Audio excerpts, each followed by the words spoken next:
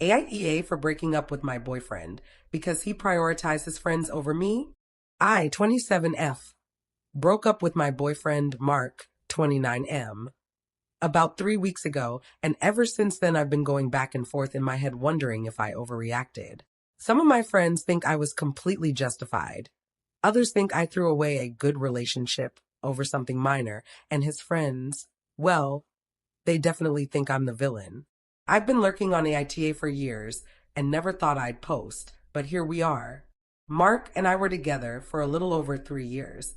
We met through mutual friends, hit it off pretty quickly, and moved in together after about a year and a half. On paper, our relationship looked solid. We didn't fight much, we had similar values about money and work, and we generally enjoyed each other's company. I genuinely loved him, and until recently, I thought he loved me just as much. The issue, if you can call it one single issue, was his friends. Mark has a very tight-knit friend group. There are 6 of them total, all guys, and they've known each other since either high school or early college. They have a group chat, weekly hangouts, inside jokes I don't understand, and a standing tradition of boys' nights that usually involve drinking, gaming, or going out. I never wanted to be the girlfriend who tried to wedge herself into that space. I actually thought it was healthy that he had close friendships outside of our relationship. At least, that's what I told myself at first. Early on, Mark told me straight up, my friends are really important to me. I agreed and said mine were important to me too. At the time, it felt like a green flag. I didn't want a partner who would ditch everyone else for me, and I didn't expect him to do that. The problem wasn't that he had friends. It was that over time, it started to feel like I was always coming second. At first, it was small stuff. He'd cancel a date night because one of the guys was having a rough day and needed to get out of the house. Or we'd be watching a movie together and his phone would buzz and suddenly he'd be half present because he was responding to the group chat. I'd tease him about it, he'd laugh, apologize, and promise to do better. And sometimes he did for a little while. Once we moved in together, things got more noticeable. We both worked full-time. I'm a project coordinator with fairly regular hours, and he works in IT, mostly remote but with occasional late nights. Because of that, I really valued the time we intentionally set aside for each other. Dinners together, Sunday mornings, planned weekends. The problem was that those plans were always flexible. And by flexible, I mean expendable. There was one incident about a year ago that should have been my wake-up call. We had tickets to a concert I was really excited about. I'd bought them months in advance for his birthday, planned dinner beforehand, even took the next day off work so we wouldn't have to rush home. The day before the concert, one of his friends announced he was going through a breakup and wanted to do an impromptu guys' night. Mark came to me looking genuinely torn. He said, I know we have the concert, but Jake is really struggling. I feel like I should be there for him. I remember standing in the kitchen, trying to be understanding while my stomach sank. I said, okay, but this is your birthday gift. We've had this plan for months. He sighed and said, I know. I just don't want to be a bad friend. So instead, I guess he was okay being a bad boyfriend. He ended up going to the concert with me, but the whole time I could tell his heart wasn't in it. He kept checking his phone. He left early to check on Jake. I went home alone. I told myself it was a one-off. Everyone has moments like that, right? But then it kept happening. If one of his friends wanted to grab a drink last minute, our plans got pushed back. If the group decided to do a weekend trip, he'd commit before even talking to me, assuming I'd be fine rearranging whatever we had going on. When I brought it up, he'd say things like, you're with me all the time. I don't see them that often, which wasn't even true. He saw them at least once or twice a week. What really hurt was that it wasn't just about time. It was about effort. I planned things. I remembered anniversaries. I suggested trips, date ideas, future plans. Mark was happy to go along with whatever I planned, but he rarely initiated anything himself, unless it involved his friends. Then suddenly he was organized, proactive, and enthusiastic. About 6 months ago, I finally sat him down and told him how I was feeling. I didn't accuse him of anything. I used all the I feel statements you're supposed to use. I said I felt like a backup plan. Like I was always there, reliable and patient, while his friends were the priority. He listened. He hugged me. He apologized. He promised he didn't mean to make me feel that way and said he'd try harder. For a while, he did. He planned a couple of dates. He put his phone away during dinners. I started to relax again. And then his friend group planned a bachelor party. One of the guys, Ryan, was getting married, and the bachelor party was apparently a very big deal. They wanted to do a 4-day trip out of state. The dates they chose happened to overlap with something important to me: my sister's engagement party. My sister and I are very close, and she'd asked me months in advance to help her plan it and be there early to set up. When Mark told me about the trip, I said, "Oh, that's the same weekend as my sister's party." He frowned and said, "Yeah, I know. But this is Ryan's bachelor party. It's kind of a once-in-a-lifetime thing." I reminded him that my sister's engagement party was also a once-in-a-lifetime thing. He said, "Can't you just go without me? I'll make it up to you." Something in me snapped a little then. Not in a dramatic way. More like a quiet realization. I asked him, if the situation were reversed, would you skip something important for me?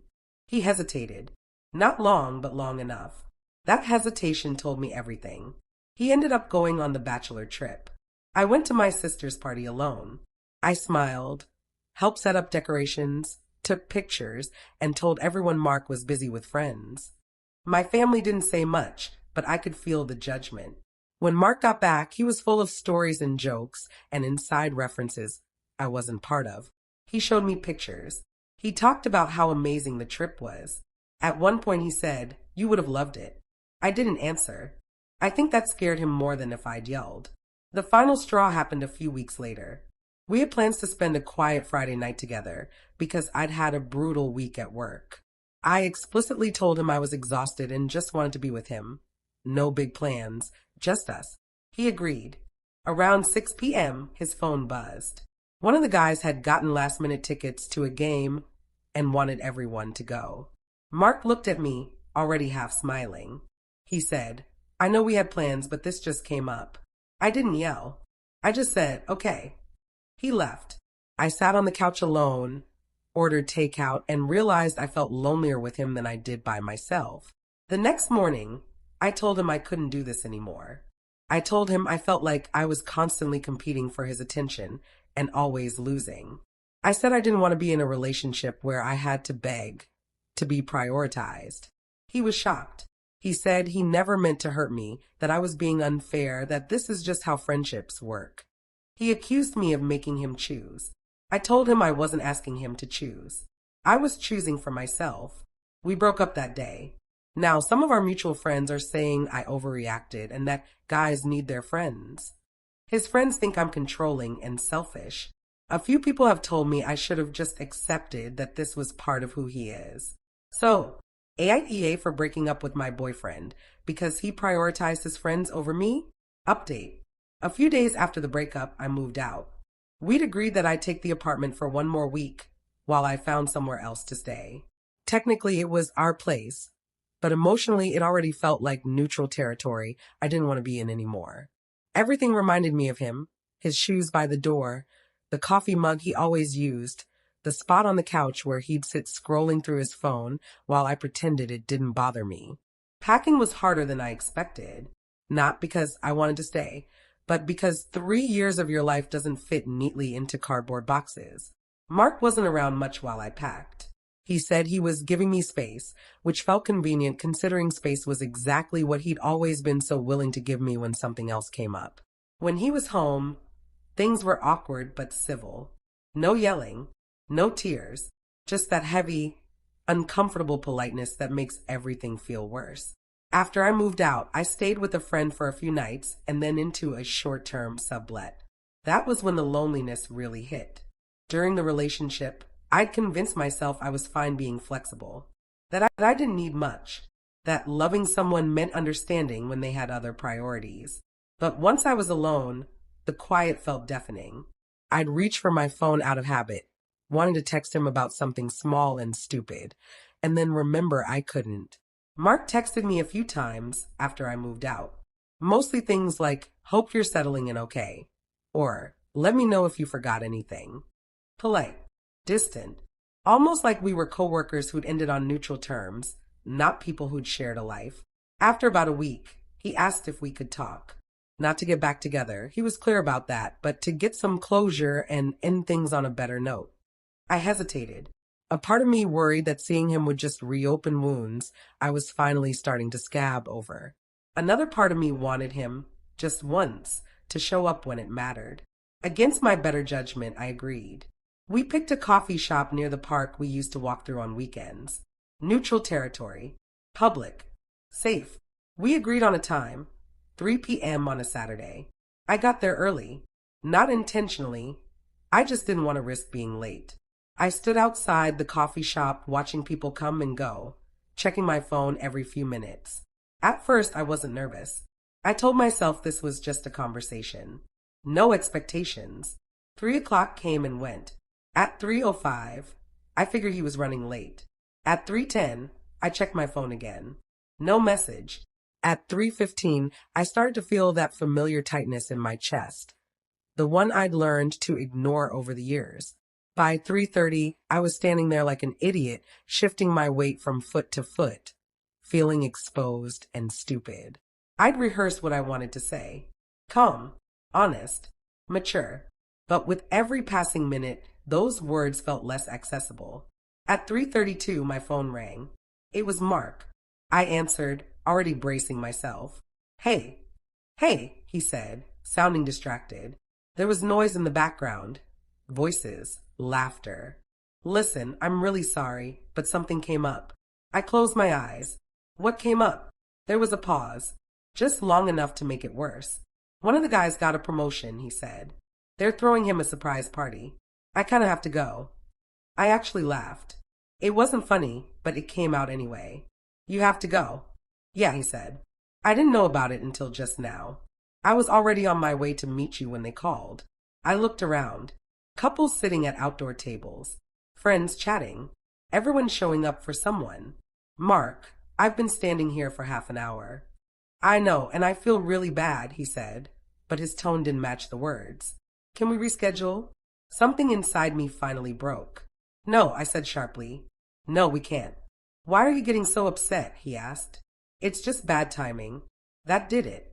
I raised my voice, not caring anymore who could hear. This is exactly why we broke up. Do you hear yourself? We planned this. You asked for this conversation. And the second something with your friends comes up, I'm disposable again. That's not fair, he said, defensive now. It's a celebration. I can't just skip it. And you couldn't just show up for me? I shot back. One last time. After everything. People were definitely staring now. I didn't care. You're making a big deal out of nothing, he said. You're acting like I chose them over you. You did, I said. My voice was shaking. You always do. He sighed, frustrated. I don't think this conversation is productive if you're going to yell. I almost couldn't believe him. You stood me up. I didn't stand you up, he said. I called. I hung up. Right there. I didn't say goodbye. I didn't wait for a response. I went home and cried harder than I had when we broke up. Not because I missed him, but because I finally accepted that I had never really mattered the way I needed to. Mark texted later that night. A long message about how I overreacted, how he'd wanted to talk calmly, how he felt attacked. I didn't respond. I blocked his number the next morning. That was the moment something shifted for me. For the first time in a long time, I stopped centering my emotional energy around someone who didn't show up. The loneliness didn't magically disappear, but I decided I wasn't going to sit alone waiting for it to swallow me. I started reaching out to my own friends, the ones I'd seen less of during the relationship because I was always adjusting my schedule to match Mark's. I said yes to things, last-minute dinners, movie nights, random walks. I went out when I felt like staying in and stayed in when I felt overwhelmed. One night, I told my friends what happened, the coffee shop, the call, the promotion party. They were furious on my behalf. One of them said, I'm mad for you. And something about that made me feel lighter. Another friend asked, why did you put up with that for so long? I didn't have a good answer. The more time I spent with people who actually showed up, the clearer everything became. I wasn't asking for too much. I was asking the wrong person. But not everyone saw it that way. A mutual friend reached out and told me Mark was really hurt, by how I handled things, that he felt blindsided by the breakup, that he thought I was trying to isolate him from his friends. I started questioning myself again, wondering if I really had been unfair. If yelling at him that day meant I'd crossed a line. If expecting him to prioritize me, even occasionally, was unreasonable. I was happier without him. Calmer. More like myself. But the doubt lingered. Update. A couple weeks after the coffee shop incident, I found myself at my friend Sarah's apartment for one of our usual girls' nights. Wine, takeout, music playing in the background. All of us sprawled across her living room like we used to do before relationships and responsibilities got in the way. I was buzzed, not blackout drunk, but definitely in that emotional, loose lip space where everything feels closer to the surface. Mark had been on my mind more than I wanted to admit. Not because I missed him, but because I was still angry. Angry that I'd let someone make me feel optional for so long. Angry that he still somehow had the power to make me second-guess myself. We were mid-rant, me venting, my friends validating, when Sarah went quiet. She kept glancing at me like she was debating something internally. Finally, she cleared her throat and said, "Okay, this is awkward, and you can absolutely say no." That alone made everyone look at her. She continued, hesitant, "So, my brother thought you were cute. Like before. When you and Mark were still together. He never said anything because, obviously, you weren't single. But now that you are." I stared at her for a second, processing. "Your brother?" She nodded quickly. Again, no pressure. I just figured I'd ask before I shut it down completely. Normally, sober me would have politely declined. I wasn't looking to date. I was still emotionally raw, still unpacking 3 years of compromise. But drunk version of me was reckless in a very specific way. "Give me his number," I said. Sarah blinked. "Are you sure?" "Yes," I said, already holding out my phone. "Very sure." The group erupted, half laughter, half shock. Sarah hesitated, then handed over the number with a warning look. "Please don't emotionally traumatize my brother." "No promises," I said, joking. Mostly. I texted him that night. He didn't know who I was at first. Just some random number popping up with a casual, "Hey." We exchanged a few messages before I finally said, "By the way, this is Sarah's friend. We've met a couple times." There was a pause. Then, "Oh, hi." Awkward didn't even begin to cover it. I was mortified for about 5 seconds, until the alcohol and my pent-up emotions took over. I started rambling. About the breakup. About the coffee shop. About how stupid I felt for waiting around. About how angry I still was. About how lonely it got at night. I told him everything. Way too much. Things you absolutely should not dump on someone you're technically flirting with. He didn't interrupt. He didn't offer advice. He didn't take Mark's side or mine. He mostly just asked gentle questions, clarifying ones, like he was trying to help me untangle my own thoughts rather than fix anything. At one point, I even apologized for oversharing. He replied, "You sound like you've been holding this in for a long time." That almost made me cry. We texted for hours. I didn't realize how late it was until Sarah told me she was going to bed. I crashed on her couch, phone still in my hand, mid-conversation. The next morning was rough. I woke up groggy, head pounding slightly. As soon as it hit me what I'd done, I wanted to crawl under the couch cushions and disappear. I opened my phone, bracing myself. The messages were all there. Paragraphs from me. Emotional spirals. Voice notes I didn't remember recording. I scrolled and physically cringed. And yet, he had stayed up, responded to all of it, never once making it weird or flirty or uncomfortable. He could have easily brushed me off, assumed I was just a drunk girl venting, and gone to sleep. Instead, he stayed. What stood out the most was what wasn't there. No judgment. No commentary on Mark. No "you deserve better" platitudes. Just presence. Then I saw it. A message from me saying, "We should talk when I'm sober." Like in person. And his response, "Sure. If you want to." We'd scheduled a time. I sat there for a long moment, heart racing, debating whether to cancel. Part of me wanted to pretend it never happened. Another part, the part that noticed how safe I'd felt talking to him, wanted to see him. I went. When I got there, he stood up to greet me. Polite, slightly awkward, kind eyes, immediately put me at ease. The first thing I said was, "I'm really sorry about all of that." He smiled gently. "You don't have to apologize. You didn't do anything wrong." "I was very drunk," I said. "I assumed," he said, still smiling. "That's why I didn't take anything personally." And that right there, that was the moment something shifted. He didn't bring up dating, didn't tease me, didn't make a joke at my expense. He let me set the pace. We talked about work, about family, about normal, boring things. It felt easy in a way I hadn't felt in a long time. We started talking more after that. Slowly, intentionally, no pressure, no expectations.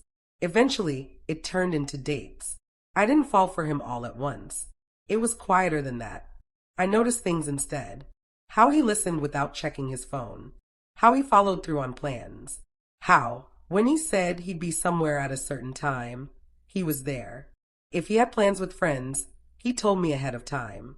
If we had something scheduled first, he communicated that clearly to them, and they respected it. He had friends, good ones, a full life, but I never felt like I was competing. When I had stressful days, he showed up. Sometimes physically, sometimes just by calling to check in. He never made me feel like a burden for needing support. He didn't keep score. We started officially dating a few months later, and I loved him not because he was perfect, but because he was present. Then one afternoon, I ran into Mark. It was at a grocery store near my place. I almost didn't recognize him at first. He looked the same, but smaller somehow. Less certain. He approached me like he'd rehearsed it. Said my name. Asked how I was doing. I was polite. Distant. He apologized for missing the closure conversation. But it was strange. Almost dismissive. Like he was apologizing because it was expected, not because he really understood why it hurt. He kept talking, explaining, justifying. Mid-sentence, my phone rang. It was my boyfriend. I answered. "Hey," I said easily. "Yeah, I'm on my way. I'll be there." Mark stopped talking. I smiled at the phone. "I'm excited. I'll see you soon." I hung up. Mark looked stunned. "You're seeing someone?" "Yes," I said. "I have to go. It's his friend's surprise party." I watched the realization hit him, slow and uncomfortable. He asked where. I told him, and then I left. The party was warm and loud and joyful. My boyfriend introduced me to everyone without hesitation, included me, asked my opinion on the decorations, complimented me when I helped set things up. Later that night, Mark tried calling me from a mutual friend's phone. I answered. This time, his apology was different, desperate. He asked for another chance, said he realized what he lost, said he could do better. I told him no, not angrily, just honestly.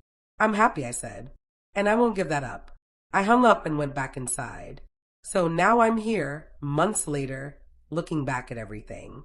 I didn't break up with Mark because he had friends. I broke up with him because I never felt like a priority. And I don't think that's too much to ask. But you tell me, Ida,